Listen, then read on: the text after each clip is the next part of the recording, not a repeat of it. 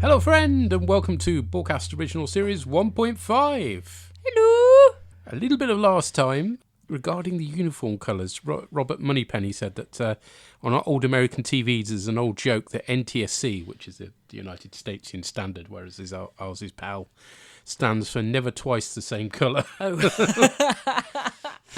Is that why in Next Gen sometimes the uniforms are sort of greenish and other times blue? Yes, I think that may be the case. Uh-huh.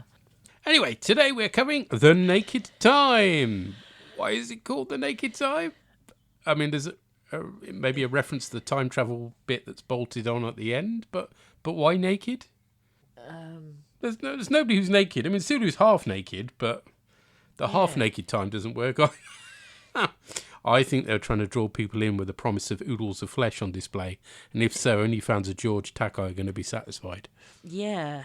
It was written by John D.F. Black, who was one of the show's executive producers in season 1. He was apparently furious when he found out that Roddenberry rewritten his script without consulting him. That, I seem to remember, happened to a lot of writers. And it's directed by the Mark Daniels, who's hot off directing The Man Trap before this, so he's a busy man. Yeah.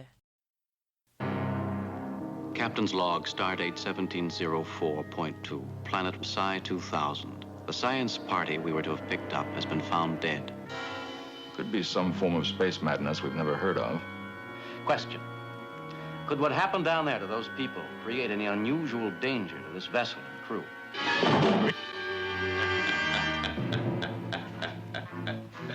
No escape for you.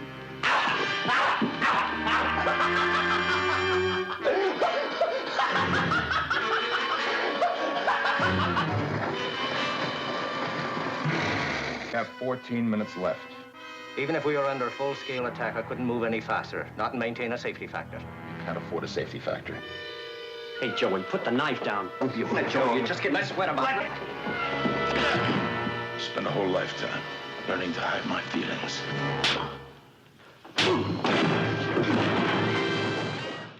So you start with the captain's log.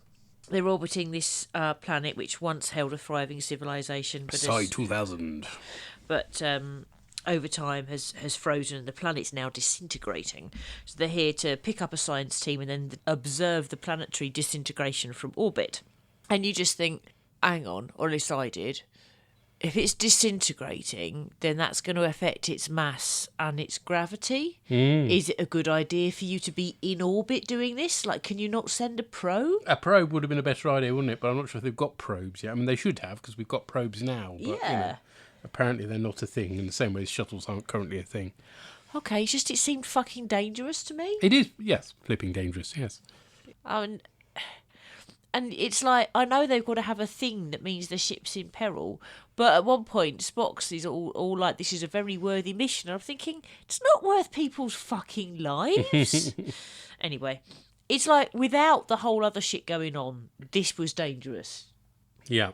So they're down on the planet, and you got Spock and fucked up Cliff Richard. This is Lieutenant Junior Grade, our only Lieutenant Junior Grade in the original series, Joe Tormolen, who's played by Stuart Moss, who, and this is a familiar refrain, will return as a different character later on in the original series. He's not the greatest actor ever, it has to be said. Better than Shatner in some of this. True enough, yes. You've got Spock and fucked up Cliff Richard in glittery netting radiation suits of wrong. Made from shower curtain material. Oh. And it shows. It's just awful. It's not bad. And I like the fact it's bright red as well, which is very original. No, series. I like the idea of the red. Yeah. I don't have a problem with that because it's like hazmat bright colour. That's fine. It's the glittery shit that glittery netting of wrong. And Spock's using the cutie pie radiation device again. Yes, thermos with a No, it is an actual device. No, it might look like a crap prop, but it's actually a thing. Is it was it? used in the Navy. Yes. Wow. Okay, fair enough.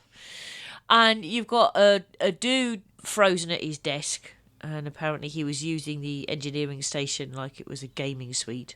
I think it was just in the process of clearing his browser history. Yeah. And he died, sadly. Oh, okay. Also, there's a bloke who died in the shower fully clothed. So he was clearly replaying Cary Grant's role in Charade. I don't know. I've never seen Charade. So. It involves Cary Grant's character getting in the shower fully clothed. Right. Okay. And there's also an obvious mannequin that's supposed to be another dead crew person. I hope you don't expect me to take any notes because the pug is sat on my pen. Euphemism. I always call him my pug.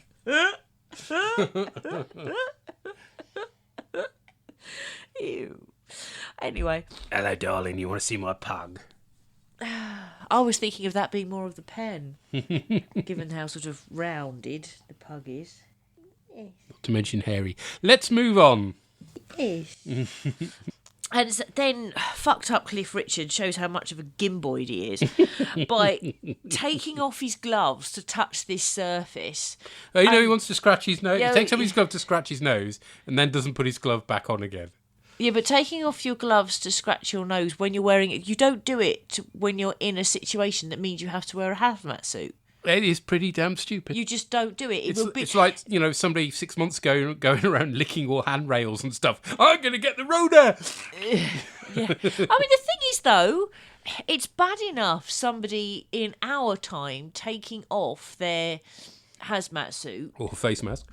Or whatever, to scratch their nose. Taking off their face mask to sneeze. Oh, no, that happened to me, on the train. Somebody was wearing a face mask on the train, pulled it down under her chin in order to sneeze, like, at everyone, and then put it back again. But no, what I'm saying is, for our civilization, if you're in a hazmat suit, you don't take the glove off to scratch your nose. You know that, okay? It's the equivalent of fucking taking your space helmet off, isn't it? I mean, they're fucking in space. They're doing space things. Hey, don't open that! It's an alien planet! Is there air? You don't know! Yeah, it is damn stupid. It's like twice as stupid as if one of us did it, basically, is what I'm saying. And... yeah, so he scratches his nose, and he could have already, without touching anything, have given himself the virus because he's come out of his sealed hazmat unit. And then he goes and touches the surface, and then he sniffs his fingers like he's just picked his butt or something. You notice how he got infected? Well, it was the strange orange goo moving sideways. Yes, and this is what freaked me out as a kid. In fact, I think I possibly didn't watch the rest of the episode as a result. And if I had, it wouldn't have mattered because the rest of the episode is fairly comic, really, isn't it? But just that idea that there's this virus... I mean, it seems like a sentient virus that tracks his hand. It gloops sideways. I mean, obviously they've turned the camera on its side to do it, but it's a really, really unsettling effect. But then he's taken his hazmat suit off. What if it's just drawn to heat? It doesn't have to be sentient. I guess so. Yes, it could be sort of, almost sort of magnetic type thing. Yeah. It just felt that when I first watched it. It was like, oh my gosh, that disease is alive. Ooh. Not watching this anymore. Right. I was a feeble kid. I was scared of the mandrills, which are one of the worst Doctor Who villains ever. Yeah. Whereas I wasn't scared. I just cried buckets at rubbish. Still do, to be fair. Yes, so then he sniffs his fingers, which is just ridiculous.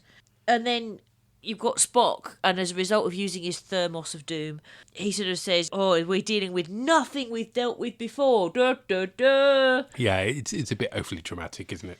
Yes. And then it turns out that everything's frozen because they turned the life support off, which wasn't very clever of them. And then fucked up Cliff Richard is about to step off the transporter, and Spock sort of stops him and says, did you get the orders? And at which point they go, yes, and they decontaminate, which I like that as a... Yeah, I mean, you'd have thought Scotty would have done that automatically rather than have waited for, Spock to have suggested doing it in the first place. And as you say, naff Cliff Richard guy is just such an idiot. Oh, I'll just wander off. Hang on! Yeah. I don't know. I mean, maybe there's a special decontamination, if you see what I mean. Like, there's standard, and then there's super duper. Yeah, like when we're testing for certain things, and now we're going to do extra super duper weird shit factor. I think it would make sense that you've got a standard and an extra or whatever. But I liked it that it was a sort of an extra thing, and then you've got fucked up Cliff Richard and his face is itchy, and because it's itchy, it makes a noise. Yes, this infection this virus has its own sound effect.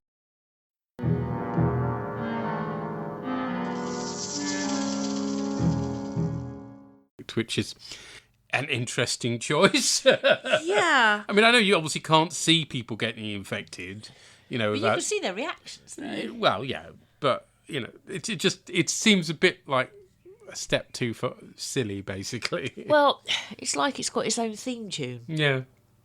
Or its own theme, like do do do do do do do do do, or something. Right. But it's more of a hiss, which is No, weird. It it's makes itchy ants sound.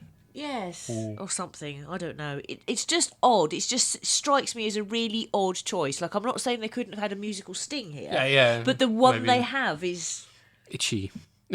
yeah, odd. And then you have they're talking about. What could it be? And they're like, no, it's not drugs. We tested for them. And then Spock says it could be space madness. Yeah.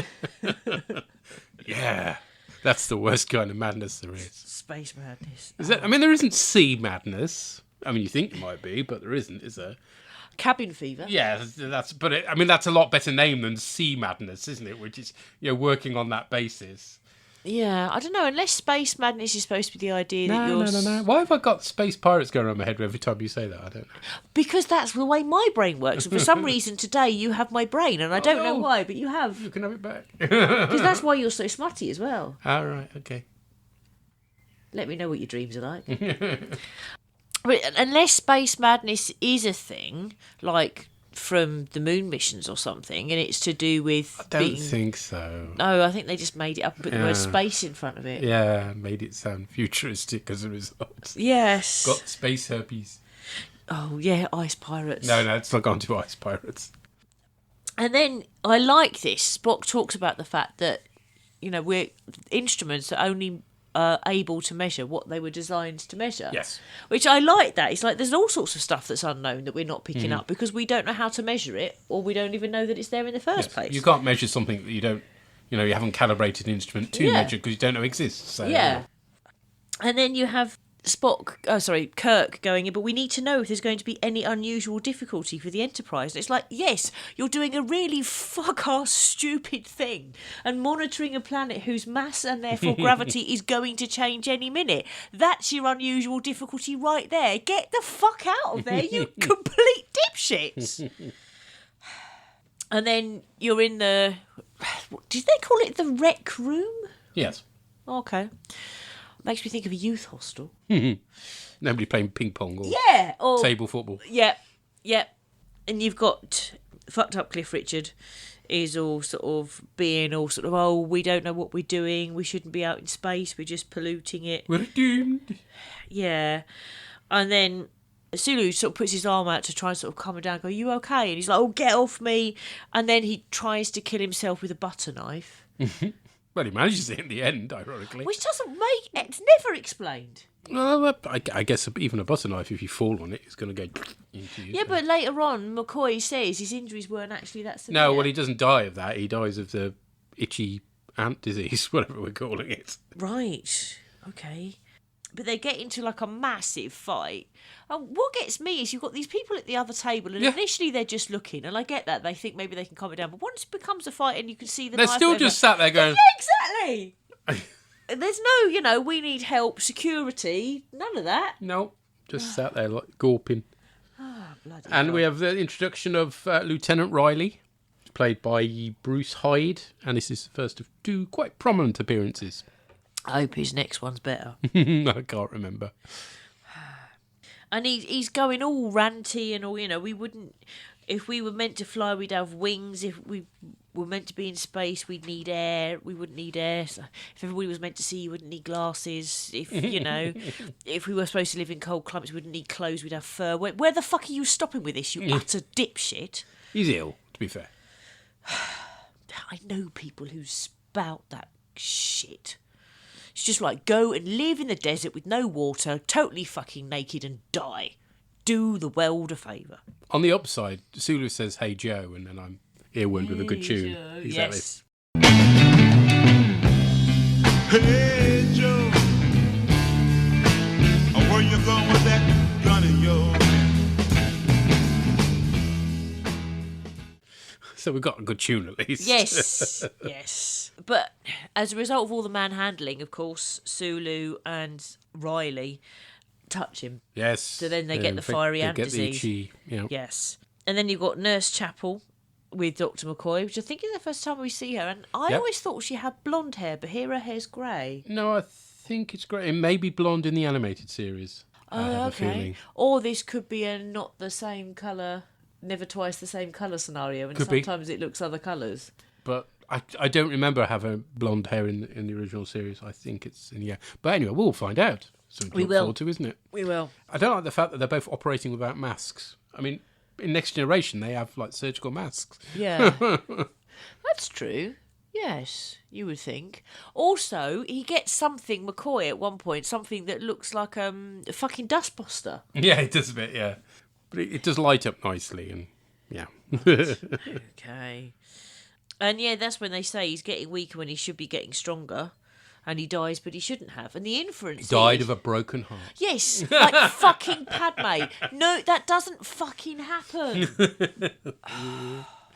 It's like... let me just turn the key a bit further. It's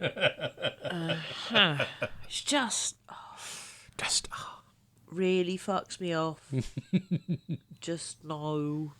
No, it's the disease. The disease has killed him. That's fine. That's logical. He's not dying of a broken heart. It's just McCoy doesn't know about the disease yet. Right. And then Sulu and Riley are sweating really visibly, actually, really obviously, which I kind of like. And then Sulu's like, come to the gym, now. Oh, my. Yes, exactly. He's making his move. He is. And then you've got Kirk going, he wants to know what's going on, fair enough. And then he says, I want the impossible checked too. You can't check the impossible. Where do you start? Where do you stop with checking the impossible? It's impossible for a chicken to become an elephant. Test it. It's impossible for human beings to grow to 73 feet tall. Test it. I mean, it's just, it's just nuts. There's all sorts of things you could be testing for that aren't possible. It's just stupid thing to say because it's too open-ended. And in order to test something, you've really, in most cases, I think you actually have to have a binary yes, no for most testing. And the impossible is open-ended, isn't it? It just reminds me of that during the Iraq War. There was that channel who wanted to know about the known unknowns, and then the unknown unknowns. And it was like they're unknown because you don't know them. Yes. I don't know how many drawing pins there are in the world. I'm not sure it's possible to know how many drawing pins are in the world, but I don't know why you would need to know how many drawing pins there are in the world. If you were collecting all the drawing pins in the world. But how... And you wouldn't know unless you counted them and you knew how many there were. So there you are. Ah. But you Take can't... that, logic. But you can't have one person having all the drawing pins in the world because then a whole load of posters would fall down. Bum, bum, bum. See? Plus they'd be mostly on the bottom of their shoes. Yes, that happens a lot. I used to like that, though. I had a pair of Converse that had a drawing pin in the bottom. Yeah, we used to do that to pretend we were tap dancing. I just like the clinky Stick in sound the it bottom. made. Exactly. We stick them in the bottom of your trays. Oh, look, I'm tap dancing.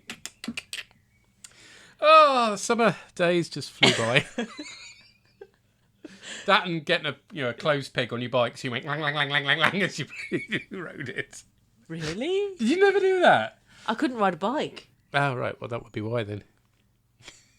But my sister had them spokes you got in cereal Spokey packets. dokies. Yeah, well, it was a lot cheap. You didn't need to, buy loads of expensive cereal. Just use a clothes peg. Right. Yeah. Wow. This is like an old person, the fun we had before the internet. Remember the old days. Yeah. Yeah. Anyway, that just wound me up. I want the impossible checked too, because like Spock said, you can't check for something if you don't know how to measure it. How do you measure the impossible? Stupid thing to say. We're in a possible meter. Yeah, dear. Yes. Actually, you can imagine somebody like Sylvester McCoy's doctor having one of those. Yes, you could, but that's not a good thing. No. But then suddenly Riley, who has spoken completely normally up until now, goes all Irish. Irish, yes, very Irish at this point.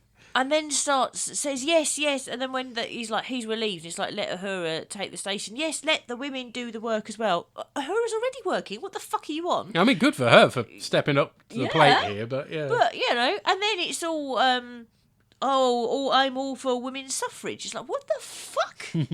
Shoot the cunt now. I mean, was women's suffrage a phrase still even in the 60s? I mean, I associate it with like Yeah, pre-World War One. Exactly, yeah, and women throwing themselves in front of racing horses and stuff. I mean, that was 60, 70 years earlier, wasn't it? I don't know. Yeah, this is supposed to be the future. I don't know.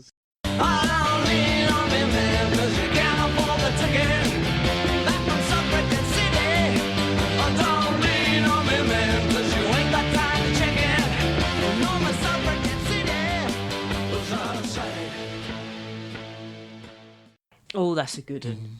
Oh, we've got 2 tunes to choose from. Way. The cup overfloweth. The problem is, though, when we end up with Pour too much beer in it.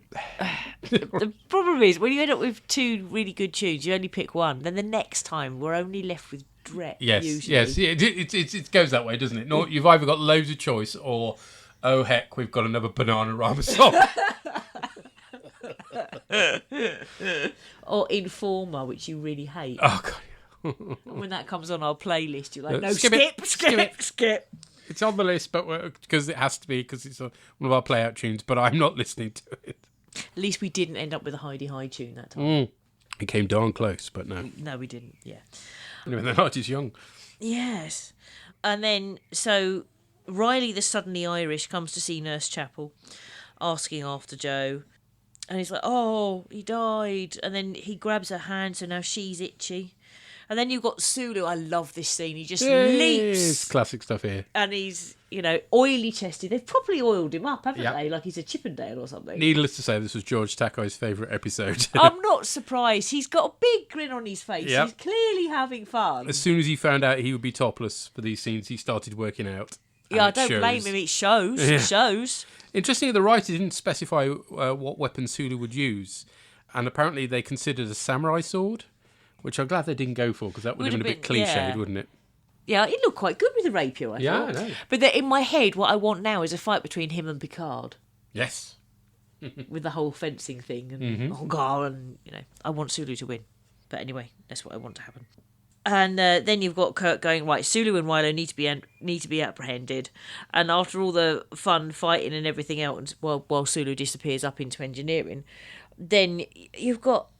Who is it who says this? Is it Spock? That Sulu is an 18th century swashbuckler? Yeah. Which makes no fucking sense at all. No. I mean, this is like last week he was a botanist. Now he's a swashbuckler, apparently. No, he's like Mr. Ben. Next week he'll be a wizard.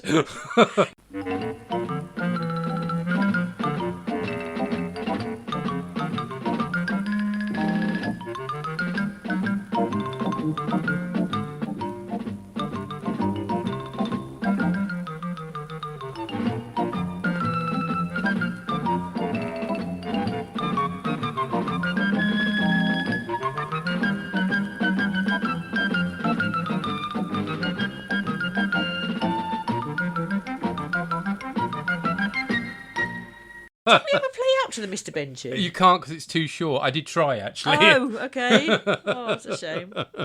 And then Sulu's on the bridge, and he grabs Uhura and says, "I'll take you, fair maiden." And she says, "Sorry, neither," which is just brilliant. That's a classic line, isn't it? Brilliant. And then you find out that all the controls are shot because they're trying to. They had previously said hardwire everything into the bridge because we need to be able to react quickly because we're stupid fuckers monitoring in the orbit of a planet whose mass and gravity is changing all the time. It's about science. to disintegrate. It's what is it? They were so focused on whether they could, they didn't stop to think whether they should. Jurassic Park. The controls are all shot. And then you've got O'Reilly coming over the comms saying he's the captain, singing a fucking terrible song, and ordering all the crew extra ice cream like he's 6. Yeah. I know. Oh, it's just like, what the fuck are you doing, you complete gimboid? Kurt manages to get into the turbolift and runs down the corridors dramatically. Yes, because, that's what you do. Yeah, as only Shatner can. Scotty says Wilma does it better, doesn't she? She does, yes. Oh, yeah. Scotty says they'll need to cut through the circuits in the wall to open the doors to engineering. Can you not just phaser the doors open, Scotty? I mean, he's got his phaser on him. Yeah. And later on, he uses the phaser to get through to the door circuitry. But surely you could have just cut the hole in the door. Weird. Yeah, that's weird. Or maybe batter the door with a battering ram? That's less likely, because you'd hope it would be a bit stronger than that. But you should be able to phaser it at high power, shouldn't you? Yeah. I mean, you can phaser the wall. You can phaser the blasted door, can't you? Well, unless the door is a blast door and therefore the wall... It's got a force field. I don't know. Spock calls for Alert Baker 2.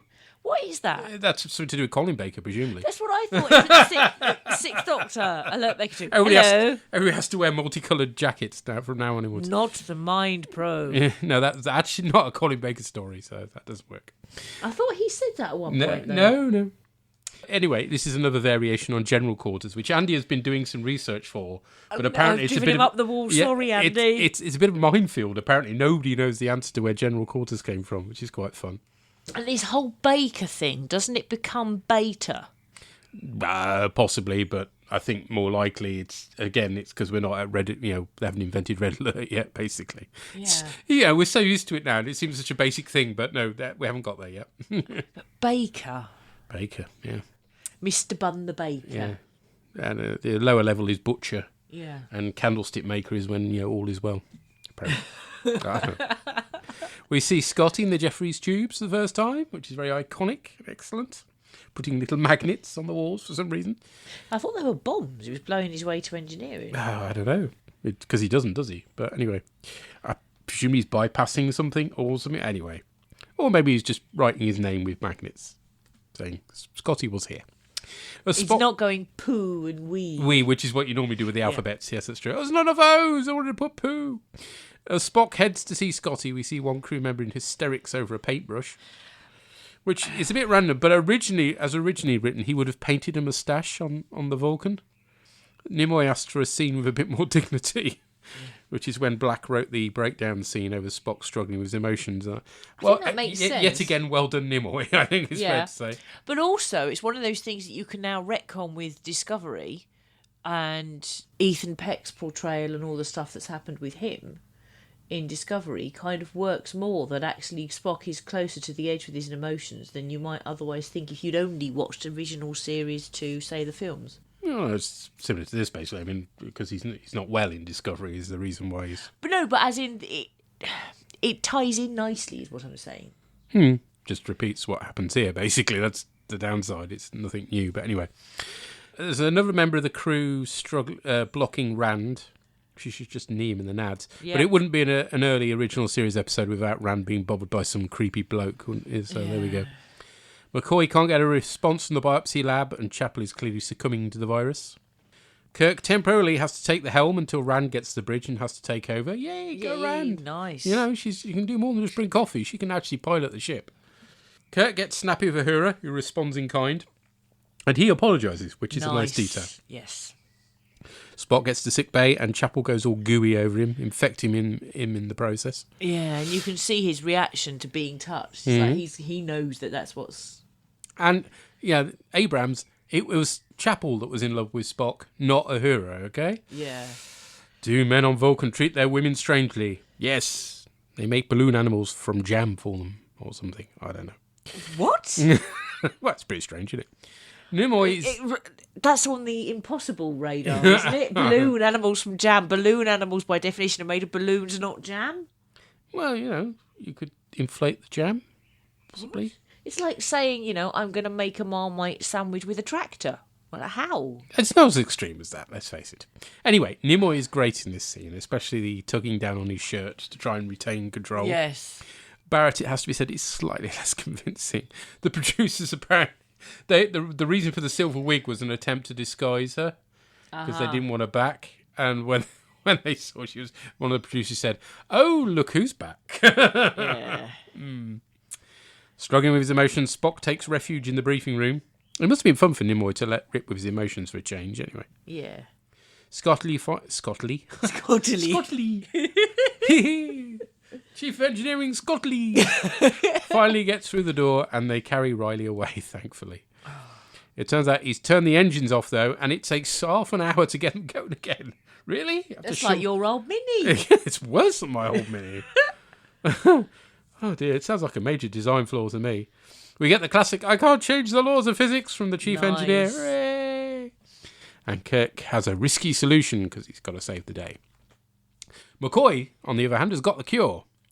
Thankfully, he hasn't succumbed. Apparently, the disease is transmitted through water, which is taking the... Anyway, Spock tells Kirk that he was never able to tell his mother he loved her, and we learn that she's the human part of the equation for the first time, and we'll meet her in the next season. As ever, Kirk's solution is to administer slaps to the face, or should that be Shatner's solution? Yeah. Spock strikes back and catapults the captain over the table, which is nice. Nice, yes.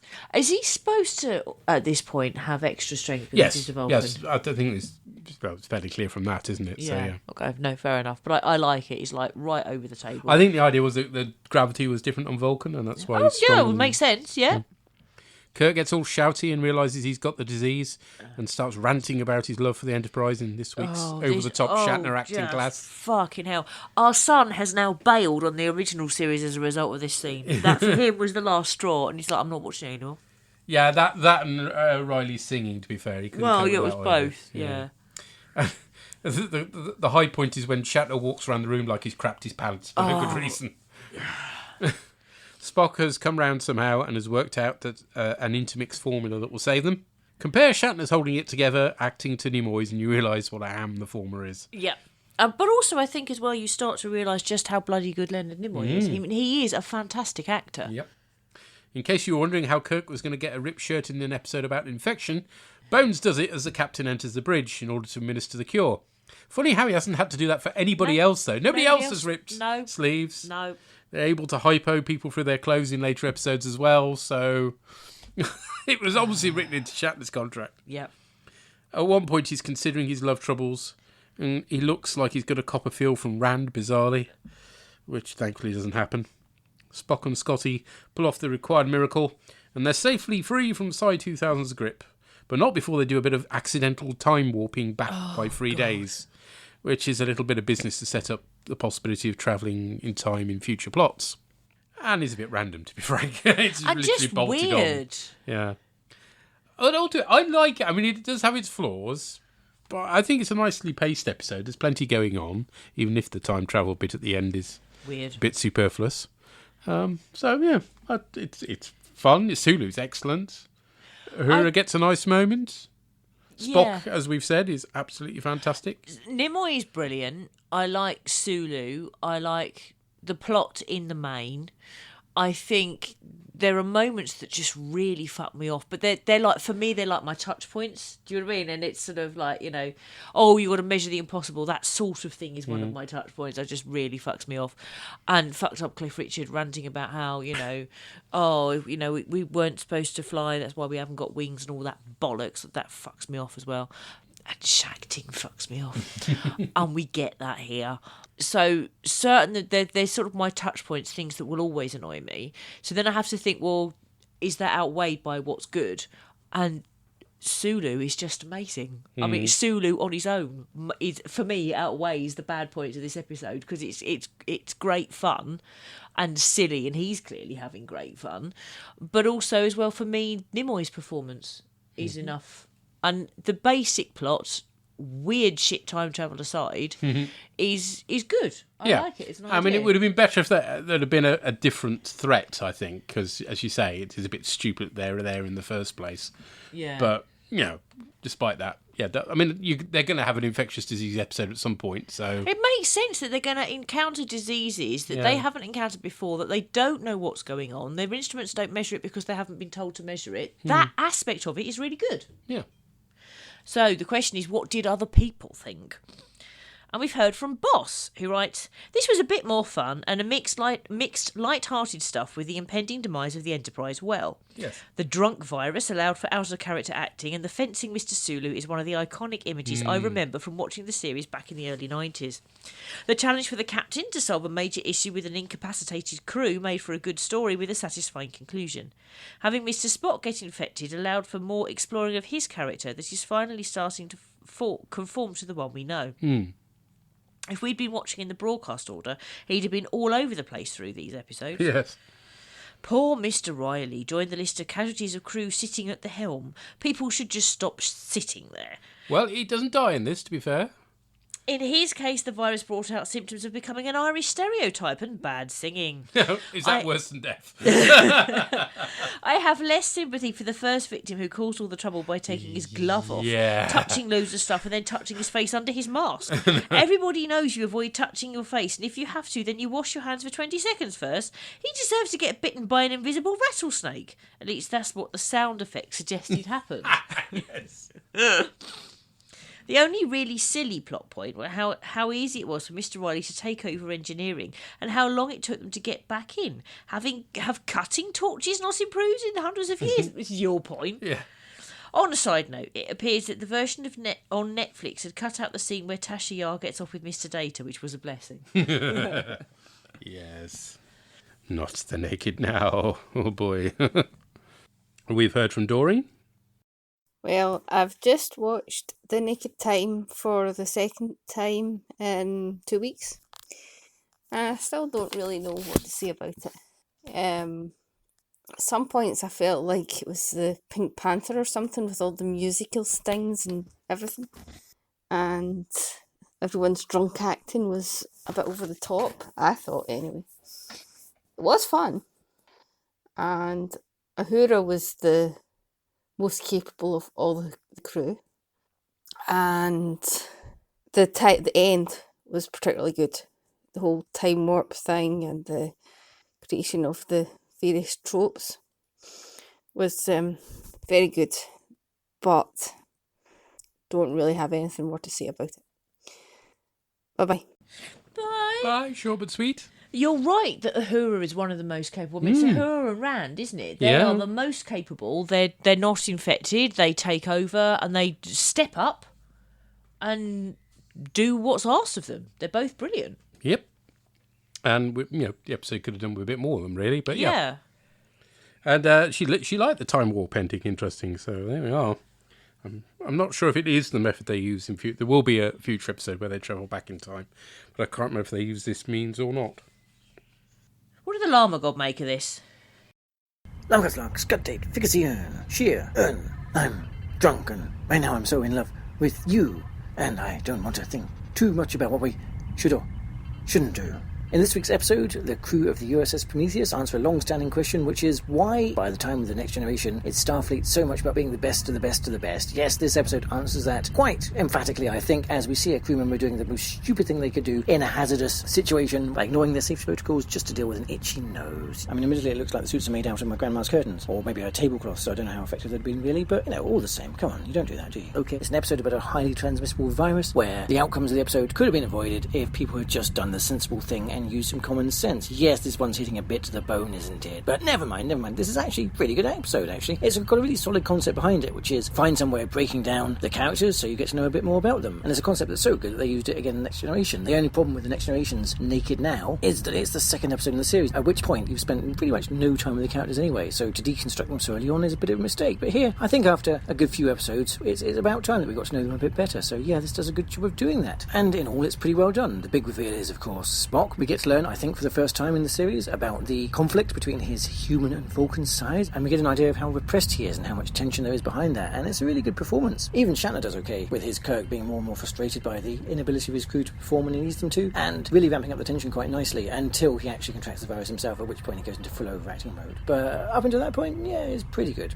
all things considered. Of course, on the other end of the spectrum, you do have Shipman Riley, who is just annoying, and that song stuck in my head for ages, but there's always some drunk person who's going to we do it. Sulu's antics as he charges down the corridor topless, brandishing his weapon, is incredibly entertaining, and we learn a bit about him in that he obviously has a lot of interests as well. I think the botany thing from the previous episode was simply that that's not his station, that's just an interest he has, as well as being the helmsman of the Enterprise. That adds some interesting colour to the episode. If there's a downside, I guess it's that we don't find out too much about all the characters. I mean, we don't learn anything about Uhura. But then given that most of the women in this episode who fall under the influence of the virus, given they turn into hopeless, lovelorn caricatures, then it's probably just for the best, especially given we had that moment with her and Spock on the bridge a few episodes back where she talked about being lonely and everything. Yeah, I think we get enough of that in this episode as it is with Nurse Chapel anyway. In her introduction, is it her introduction? In one of her first appearances of the character anyway, we'd learn the most important thing about her, which is that she's in love with Mr. Spock. Not that she's a competent nurse or anything, just that she is a woman who can be in love with a man, so she has some use. Yeah, great on that. Yeah, this episode, despite me having an interesting idea, doesn't portray women in the best of lights, but this is something we are unfortunately going to have to get used to. Doesn't mean I'm going to like it, of course, but it is something that's going to be there quite a lot. And whilst I'm not sure about the science behind it, the whole planet imploding thing, that does add a nice sense of drama to the story. There's an actual problem they have to overcome, which the virus isn't helping with, and yeah, works quite nicely. And in all, it really works quite nicely to put a sense of tension to pull the episode forwards. There's also a couple of interesting bits. I like that Spock commands that they set alert Baker 2. Is that Colin Baker? Does everyone have to start wearing really loud coats? And if they do, would anyone notice? This was the 1960s. And when McCoy comes to the bridge to deliver Kirk's injection, he just rips the shirt and reveals that Kirk isn't wearing an undershirt, which is weird because we see that Spock earlier was wearing an undershirt, but Kirk is just wearing a false black collar. Yeah, okay, I guess. Maybe it's something that he's contractually obliged to do, which is just show some flesh every episode, and he wasn't about to let George Takei get away with everything this time. So, yeah, strange one, but there we are. In fact, the weirdest part of the episode is the fact that they seem to accidentally invent time travel, and then they just kind of shrug it off at the end of the episode. They don't look into the possibilities that they could do something interesting with the 3 days that they have. They could warn their past selves. It's like, no, just shrug. Yeah, let's get to the starbase. It's like, okay, I guess everybody's suffering from a pretty bad hangover, so yeah, why not? But yeah, on the whole, a solid episode. It tells you all about the characters, and is fairly dramatic, even if there is some really annoying scenes in it. But we've all been there, haven't we? As ever, I'm looking forward to finding out what everybody else made of these. I hope everybody else is being safe and not taking their gloves and masks off when they shouldn't. And until next time,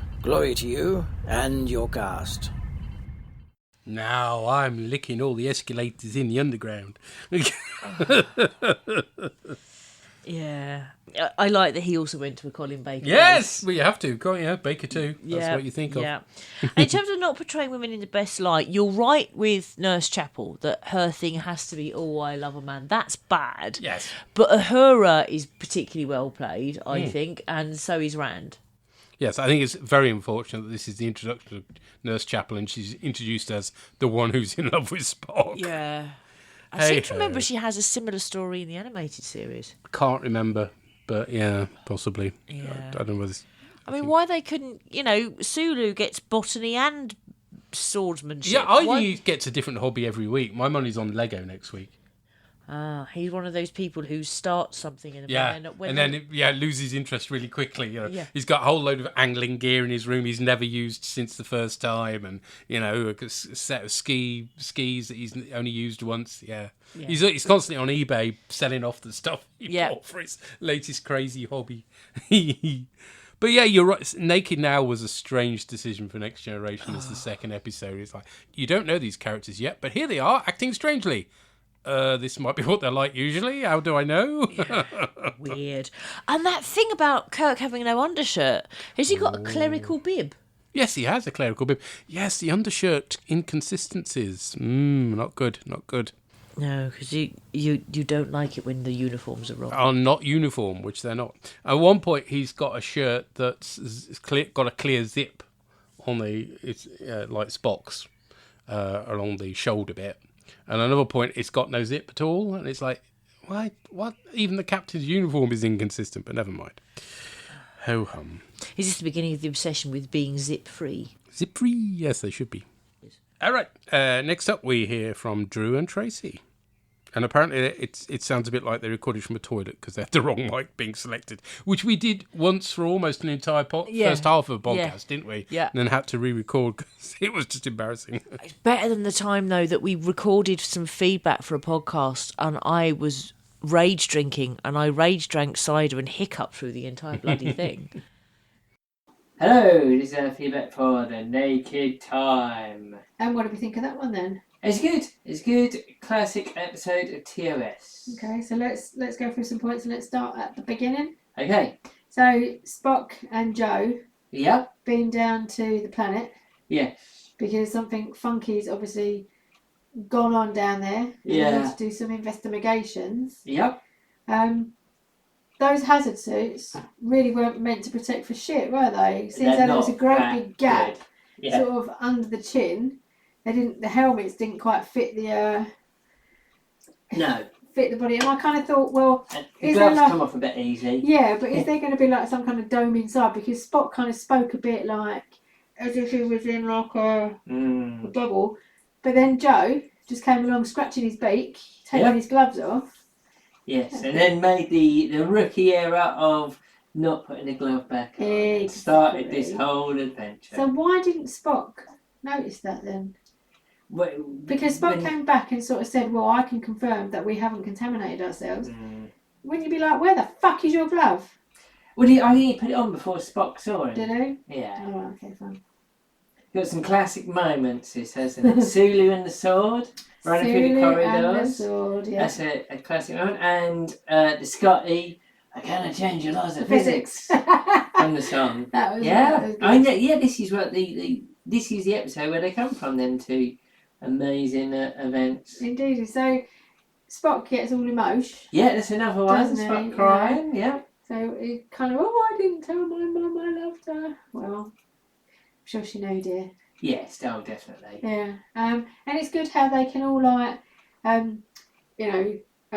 ahura, take the helm, and they're all just trained, especially communications, the bridge crew. Well, I would think they're all trained up to do all the stations. So that was quite good, but the speed that the ship was going around that planet, I would have been hurling. I know, it must have been really going at a velocity for Yeah. that planet to be spinning that Yeah, it's fast. just crazy crackers. And I'm really not quite sure that Bones needed to rip the arm of like Kirk's uniform I know. to get the serum. I mean, most times they just like shove it in the bleeding neck. Yeah, don't or straight through the material, Yeah, which exactly. we mentioned before, yes. they? Exactly. Shatner goes off piste with his acting when he gets a disease, doesn't he? He's not the greatest actor, but he can hold his own, like I think being Captain Kirk. But whenever he's got to go out of that short range of being like a serious captain, that's when he just goes terrible, doesn't he? And this was once again. I don't think he was that bad. He was when he was doing like the drunk bit. It was awful. It's awful. Scotty was taking his time getting through that Oh bulkhead. my lord! And then Health and safety gone mad. I can't do it without doing the safety factor. The ship goes down. It doesn't matter how safe it is. Exactly. And Spock's message was like, good. You need to get this done and screw like safety. But you spoke to him for about a minute, and you told him he had a minute and a half. He said, "Yeah, I got like 4 minutes to do it," but we were chatting for like a minute and a half. Yeah. He said, "Shut up and get on with it." Yes, it was a little bit silly. I just think it was also a bit silly with is it O'Reilly? O'Reilly, yes, in the engineering. Managed to like cut off all the communications, all the I guess engines. you could do that from engineering. That's like the main nerve centre of it. Yeah, no, but Scotty should have like the control key or something, and no one is allowed in the engineering room. It's a good point. Why would you Even now, leave that? your PC at work, you don't just leave Control it unlocked. delete that? Yeah, you have it password protected. That's what it means. Exactly. You would never leave the engineering room. They need to get their IT security in there, really, don't they? They do. They need the IT crowd. But yeah, I think it's a good episode. Good episode. Yeah, I this. enjoyed it. Yeah. Good entertainment. Good stuff. Yeah. Anyway, shall we leave it there? Okie dokie. Okie dokie, guys. Let's have another one. Definitely. See you later, guys. Bye.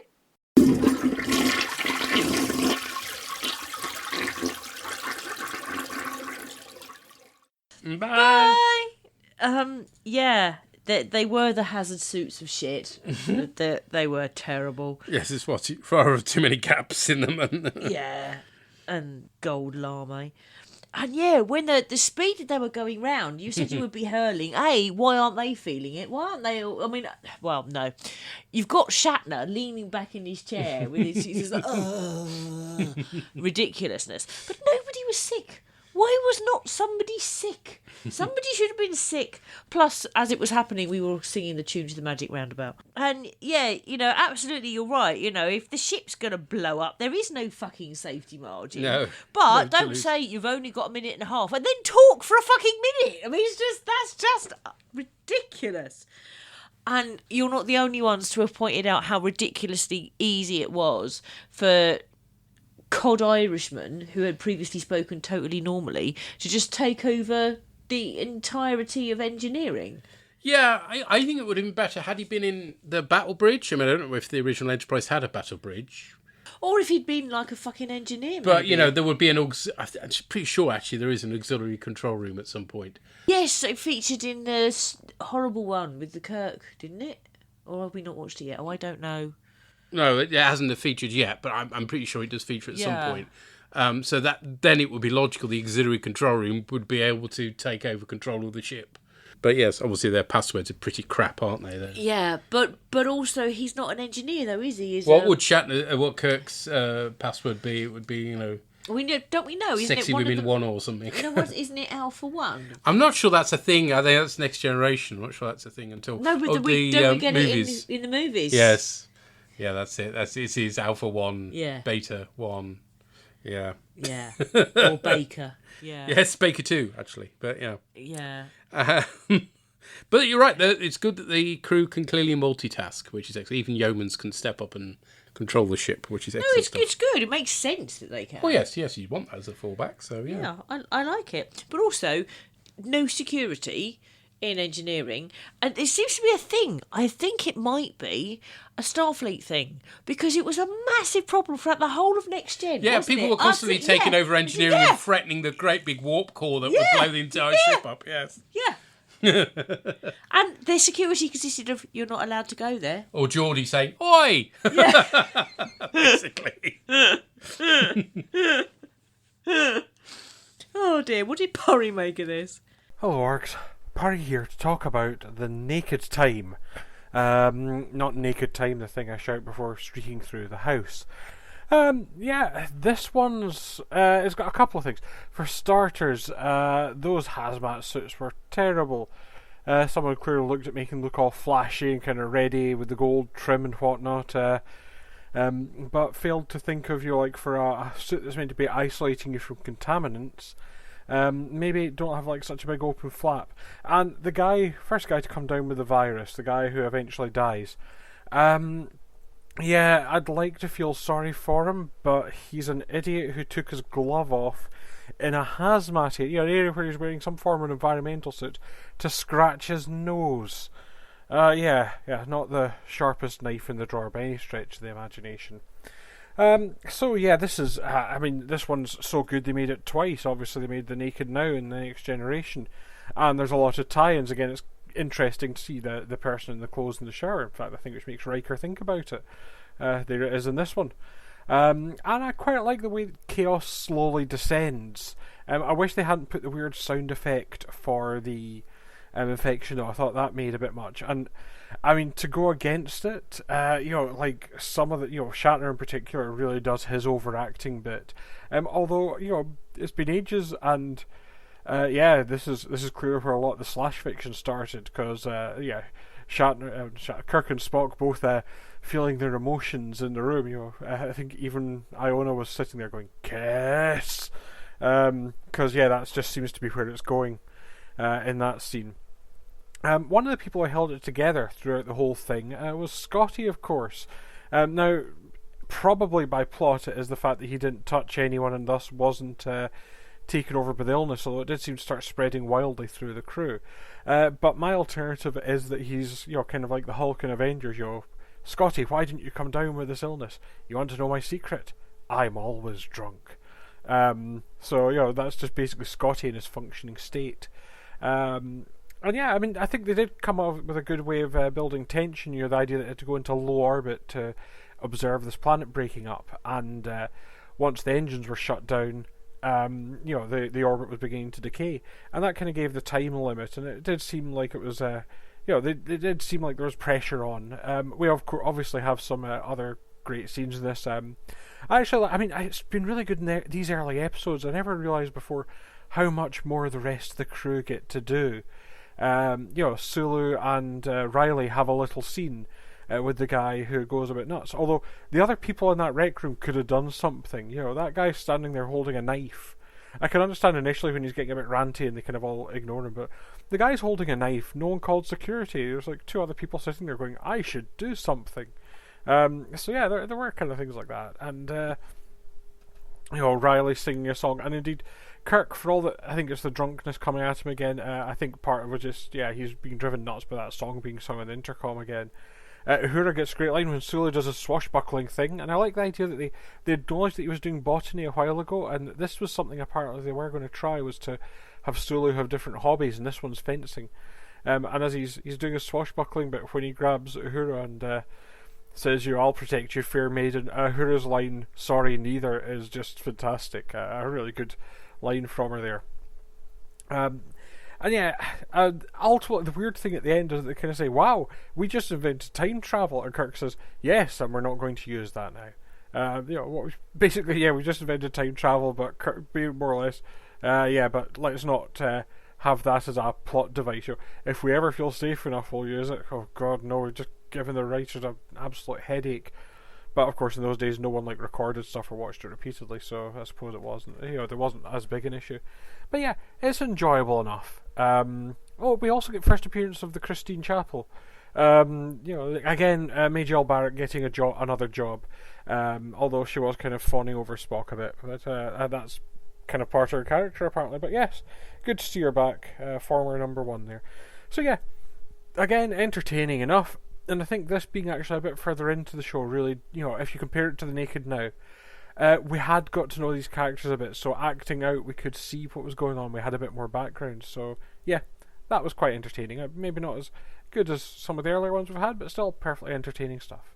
So all that remains for me to say is do keep up the good work. I always look forward to the podcast, and I'll feedback for the next one, but until then, bye for now. Bye, Sarah. Bye! Nobody wants to touch Scotty. Oh no. Oh. But no, it doesn't matter because he's always drunk. I love that. That's his superpower. It doesn't matter, I'm always drunk. Love it. Brilliant. And the naked time is what you say when you're streaking through the house. Don't give him ideas, Purry, okay? Yeah. The sun's over the yard arm. It's naked time. Don't. Just don't. But yes, you're right. There are a lot more scenes outside of the big 3 in these early episodes. Yeah. And it's really good. I have a feeling it doesn't carry on, sadly, but yeah. I always like shows that, even if they have major characters, develop the other characters as well. And it's just a shame that Nurse Chapel's development in inverted commas is... Well, her introduction is, she, unfortunately, this is The Naked Now, isn't it? Here's this new character and they're acting strangely. Yeah. Never mind. Is that where they got the idea for the naked time then? They went, that was a good idea, when it wasn't. Apparently. Anyway, next time, recording on Tuesday, the 15th of June. That's a Tuesday, folks, because we can't record the Thursday for various reasons. We will be looking at an episode I'm not massively fond of, unfortunately. Snap. Charlie X. Stand by for more creepiness at Rand's expense. Oh, and are we going to have that horrible Charlie song? Charlie says always tell your mummy before you go off somewhere.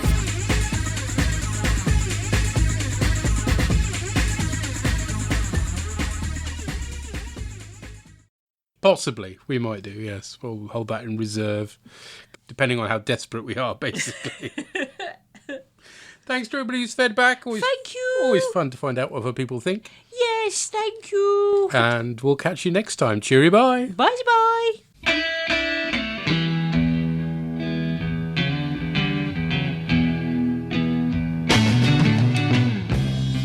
Hey, Joe, where you going with that gun of yours?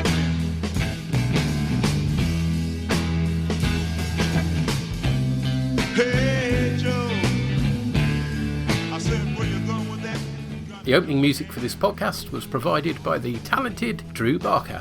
The artwork was created by Andy Palastides.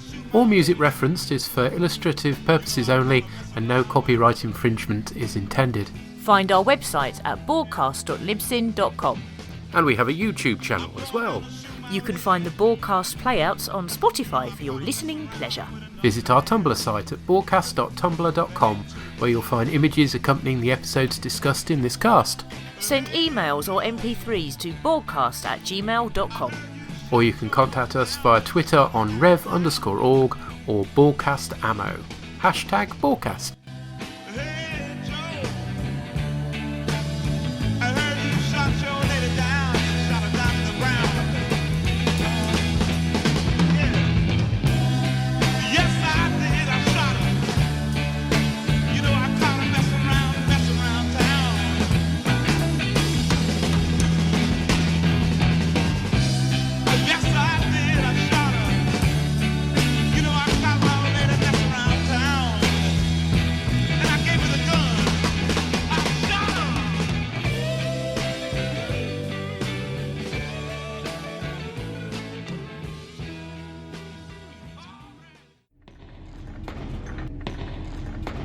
Shut it down!